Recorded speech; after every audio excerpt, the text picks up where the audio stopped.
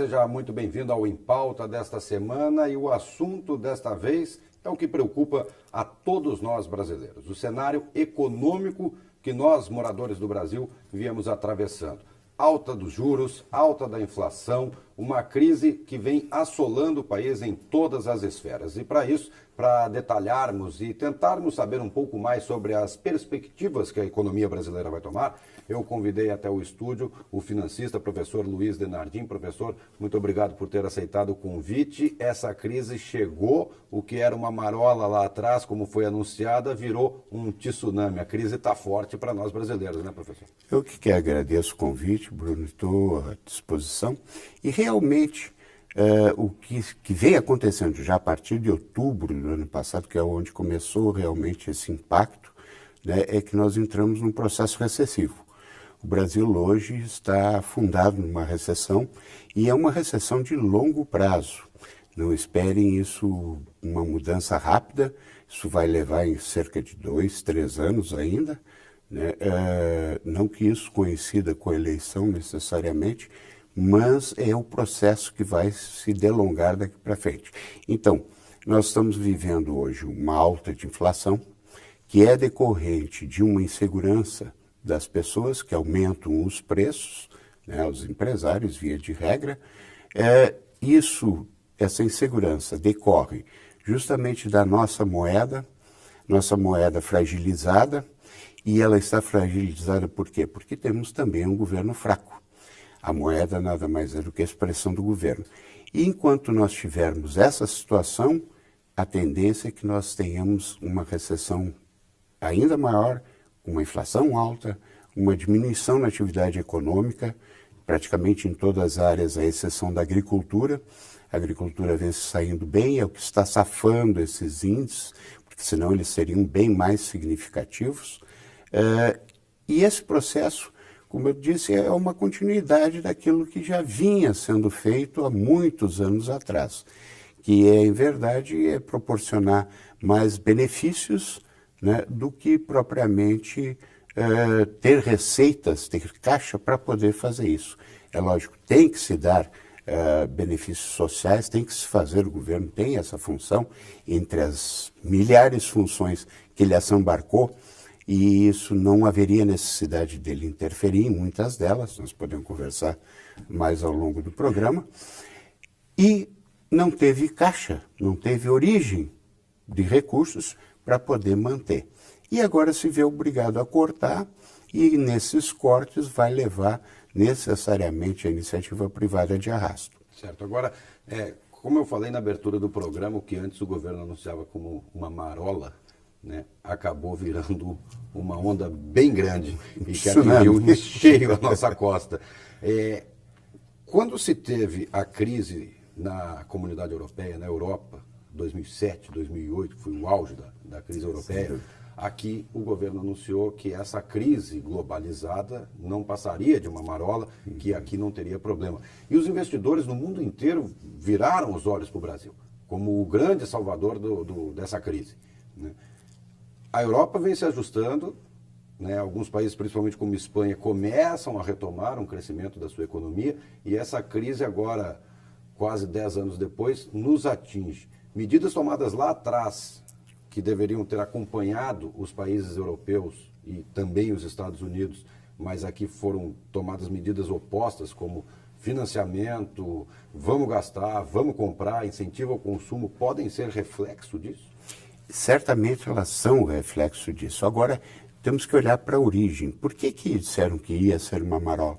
Porque naquela época o governo podia emitir título público à vontade, consequentemente ele tinha dinheiro, ele podia fazer os PECs da vida que foram feitos, e o mundo se voltou para cá, como tu disseste, eles começaram a investir também, então houve ingresso de recursos líquidos no país bastante importante para se fazer esse desenvolvimento. Mas a que custo? De uma dívida interna crescente. E hoje o governo, que sempre foi, né, o maior devedor dos bancos, está sendo pressionado. o banco também quer receber os seus juros e o governo não está conseguindo nem enrolar a sua dívida. Dívida essa que Fernando Henrique deixou com 328 bilhões e hoje tem 2,3 trilhões. Então, se ele não consegue fazer essa rolagem, eu tinha um professor, Delfim Neto, na Fundação Getúlio Vargas no Rio, que dizia, dívida não foi feita para ser paga, foi feita para ser administrada.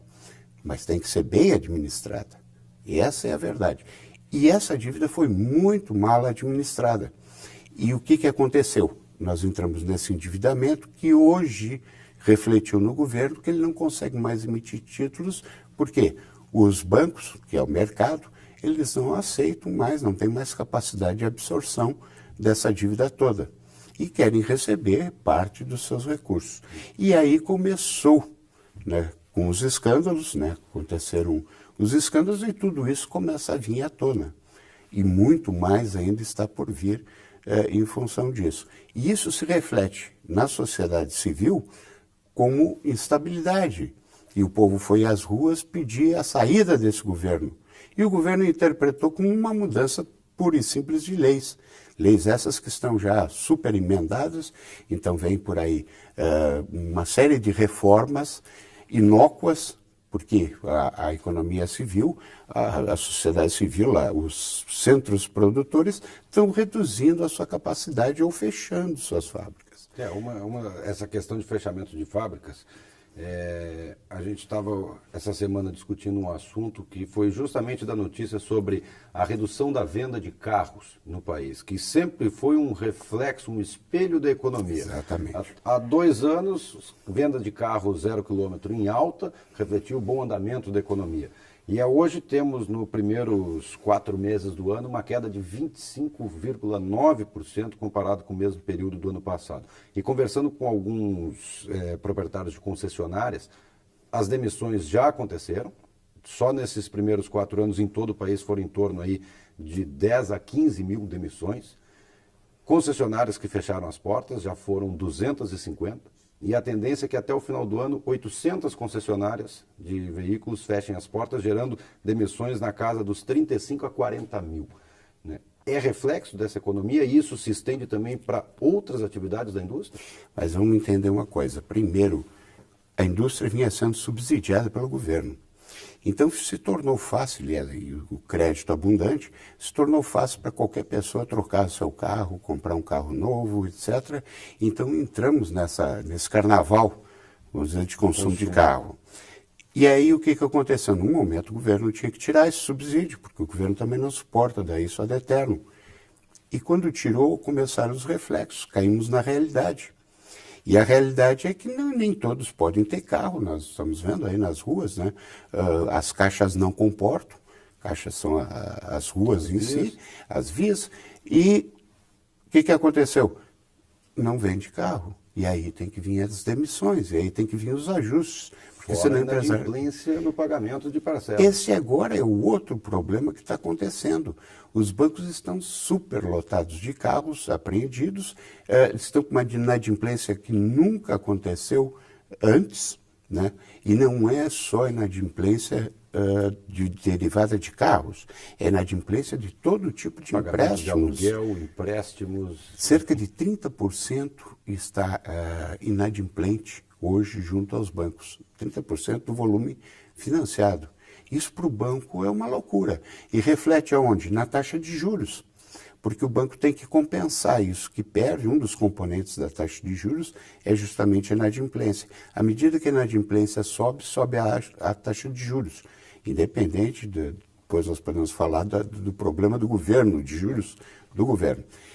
Então, aumentando os juros, o que acontece? Aumenta a inadimplência novamente e os bons pagam pelos maus pagadores. Tudo isso é uma cadeia, né, que está toda ela ligada, que se reflete nos carros. E veja você que se houve esse percentual de baixa, é sobre uma base que já estava baixa. Né? Isso é o pior dos índices ainda, para quem analisa, índice, interpreta, porque nós temos uma base ruim que vinha caindo e estamos perdendo em cima dessa base, então vai exponenciando a nossa perda, né? As dificuldades de interpretação também desses fatores. Mas tudo isso é decorrente desse passado, das orgias financeiras que se fizeram nesse país. A oposição bate muito na tecla que foram tomadas medidas populistas para garantir a reeleição ou a primeira eleição da presidente Dilma e, consequentemente, a sua reeleição. O senhor acredita nessa tese política da oposição, que foram medidas populistas em prol simplesmente de uma candidatura, sem pensar nas consequências que essas medidas trariam para o país? Bom, via de regra, a filosofia desse governo, vamos dizer assim, o governo PT, não queria titular, é uma filosofia populista. Não é que ela seja só voltada para o povo, não, ela é voltada para angariar votos, para se perpetuar no poder. Ela é até tão mais voltada para a indústria ou para os bancos do que ela tem que se associar PSDB. às forças econômicas para poder se manter no poder. Então ela faz tudo isso para tentar se manter no poder. O que custa isso? Custa para o resto da sociedade. Alguém vai ter que pagar a conta. Essa é a diferença entre os homens e as crianças. As crianças acham que tudo pode ser comprado. E os homens, os adultos, sabem que tudo é vendido, né? E que tudo tem que ser pago. Então, isso não foi observado. Nós vivíamos uma disponibilidade de crédito e de emissão de títulos muito grandes, quer dizer, havia abundância de dinheiro, então vamos gastar, vamos sair à festa, só que um dia acaba. Não há mal que sempre dure, nem bem que nunca acabe. E o bem está acabando agora. Então, esse é o que nós estamos colhendo de toda essa política econômica. E quanto tempo para arrumar a casa? Olha, porque isso não são apenas 2 anos para colocar uma economia em ordem. 2 anos, vamos dizer assim, é o ápice da crise. Nós vamos passar ainda pelo topo e depois nós vamos descender. A tendência de descender para novamente reequilibrar a nossa economia. Isso vai 2 anos, 2, 3 anos, é a média de todas as crises, mas os reflexos disso é que vão ser drásticos. Só para te dar assim, um exemplo. Em 86 eu fiz uma palestra na CI falando da crise do calçado, que ia acabar aquilo que estava se vivendo, e também se vivia aqui um boom de crescimento.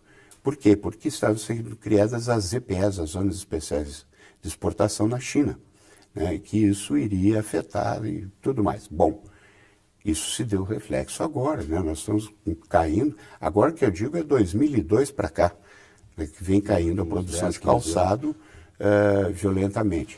Então, vejam vocês, são lá 30 anos, arredondando 30 anos, né, de um fenômeno, que aconteceu um fenômeno.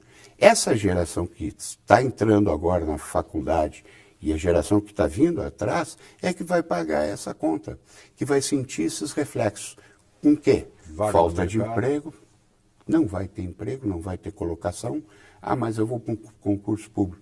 Nós vamos ver que os concursos públicos vão parar ou vão ser cancelados, porque o governo não tem mais condições de aumentar esse tamanho da máquina, que é um dos grandes fatores, né, do nosso problema econômico.